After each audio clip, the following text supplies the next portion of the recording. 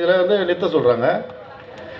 அவர் தலைவர் கலைஞர்கிட்டே சொல்கிறாரு, இல்லை நீங்கள் நில்லுங்க, நிற்க வைக்கிறாங்க, ஜெயிக்க வைக்கிறாங்க, ஜெயிக்கிறாரு, என்னோட உயிருக்கு ஆபத்துன்றாரு. அவர் பார்த்து நம்ம போங்கன்றாரு. வந்தால் நடு ரோட்டில் வெட்டி சாவடிக்கிறாங்க நம்ம இன சகோதரன் 7 பேரை. இதுக்காக தமிழகம் ஃபுல்லாக வந்து ஆர்ப்பாட்டம் பண்ணுங்கன்றாரு மூர்த்தி அண்ணன். அவர் இறந்தவர் யாருங்க அவருக்கு போராடணும்? கலைஞர் போராடணும், ஸ்டாலின் போராடணுங்க. மூர்த்தியார் ஏங்க போராடுறாரு? என் சகோதரன், என் ரத்தம். ஆனால் அவன் கட்சி தான் திமுக. இறந்தவன் என் சகோதரன். அதுக்காக தாங்க போராட்டம் பண்ணி 5000 பேருக்கு மேலே கைதானுங்க.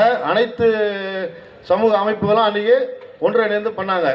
அதில் 545 பேர் குண்டாஸ் போட்டாங்க. நாங்கள் பல்லாவரத்தை மட்டும் 115 பேர் அரெஸ்ட் ஆனுங்க. இங்கே அண்ணன் ஜீவகஜான அண்ணன், மூர்த்தி அண்ணன், ஏகப்பட்ட பேர், சந்திரகாசம் அண்ணன், நிறைய பேருங்களாம் இருந்தாங்க. ஆனால் இது எதுக்காக பண்ணார் மூர்த்தி அண்ணன்? நம்ம சமூகம் தான் பார்த்தாரு. ஆனால் அரசியல்வாதிங்க அதை செய்யலை.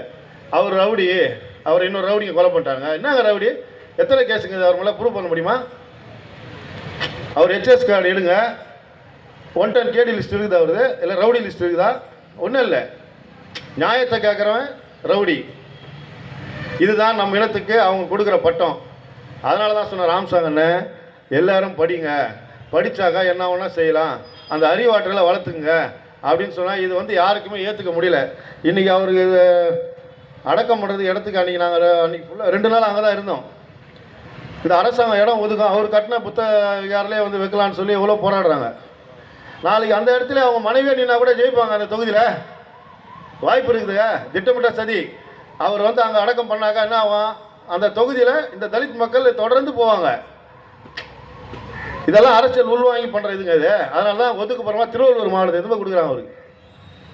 இதை கொஞ்சம் எங்கள் தலைவர் முன்னாலே யோசனை பண்ணியிருந்தா, அண்ணன் மூர்த்தி அண்ணன் சமாதியிலே அவருடைய மாணவர்கள் ஆம்சாங்க நாங்களே இடம் கொடுக்கணும், அதுக்கப்புறமா அறிக்கை கொடுத்தார். ஆனால் எப்படியும் கொடுப்பாங்கன்றது தான் எங்களுடைய எண்ணம். அவங்க அந்த பெரம்பூர்லேயே ஆனால் கொடுக்கல.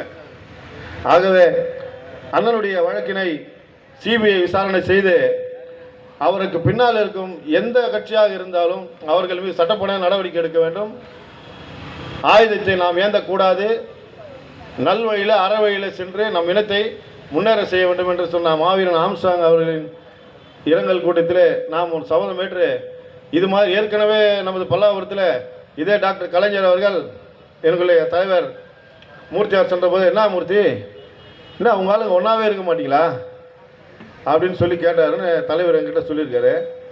எண்ணி ஒரே வருஷத்தில் இதே பல்லாவரத்தில் அனைத்து கட்சி தலைவரையும் ஒருங்கிணைச்சார். திருமாவளவன், ஜான் பாண்டியன், சாத்தை பாக்கியராஜ், லெமோரியனா இருக்கிற தலித் மக்கள் அனைத்து தலைவரையும் ஒன்றா சேர்த்தார். அது என்ன சொன்னார்னா கலைஞர், என்ன இவர் ஒரு பெரிய தலைவர் நினச்சோம், இவர்னா இவ்வளோ ஒரு இதுவாக வந்து கேட்குறாரு நம்ம இனத்தை, இதே மாற்று சமூகத்தை கேட்பாரா? அதனால் ஒரே வருஷத்தில் அந்த கூட்டத்தை கூட்டினார். தமிழ்நாடே ஸ்தம்பிச்சிருச்சு.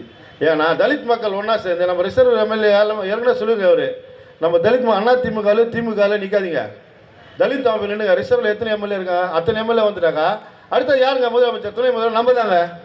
இதை மூர்த்தி அண்ணன் 25 வருஷத்துக்கு முன்னால் சொன்னார். ஆனால் நடைமுறைப்படுத்தலை. அவர் என்ன சொன்னார்? நான் தலைவர் வேணாம், யார் வேணா இருங்கன்னாரு.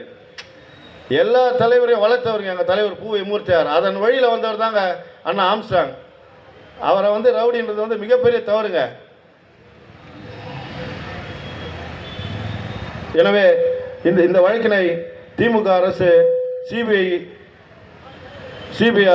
விசாரிக்க வேண்டும் என உத்தரவிடும் என்று கேட்டுக்கொண்டு வாய்ப்புக்கு நன்றி கூறி விடைபெறுகிறேன். நன்றி.